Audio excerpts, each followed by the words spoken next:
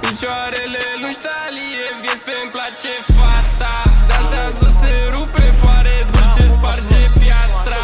Vrăjeală la maxim, baby, scuză-mi aroganța. Crezi că e acasă, dai cu noi că-i place viața. Picioarele lui Talie, vieți pe-mi place fata. Dansează, se rupe, pare dulce, sparge piatra. Vrăjeală la maxim, baby, scuză-mi aroganța. Crezi că e acasă, dai cu noi că-i place viața. Eu a plătit să payday, titirez în pula mea, zici că e Beyblade. Trezici în vilă pe cu 3, numără 3-3. O pun să aștepte, așteaptă chiar dacă slay lay. Yeah, yeah, yeah, run it back. Cum ți-au luat-o cash-ul cu aia, du-te, get it back. Țin 1000-2000, pun un fake back. Nu vorbi pe ocălite, cu aia zi direct. Sume sute foi, vreau sume sute noi. Eu gândesc cu fratele meu să ne îmbogățim amândoi. Primul avion până în Franța la Goiard. Sushi cu soia, râdem de voi de luni, ne prinde joia. Se simte nevoia. This bitch gotta know. N-alerg după hoes.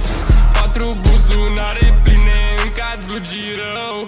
De-aia mă mișc slow. Whisky, benzo, blow. Dacă verifica minim 5, gata de show. Eu beau coniac, am un nebunit, stau noaptea ca un maniac. Încă un pahar și pierd memoria. S-o văd dezbrăcată, i-am zis că nu-mi pasă Zodiac. Arată secretele, dar n-o cheamă Victoria. Nu invit din Franța, Bepu vine din Japonia. A doua mă vrea din nou, repetă istoria. Simte melodia, se simte netex sci-fi. De ce pleci, mai stai?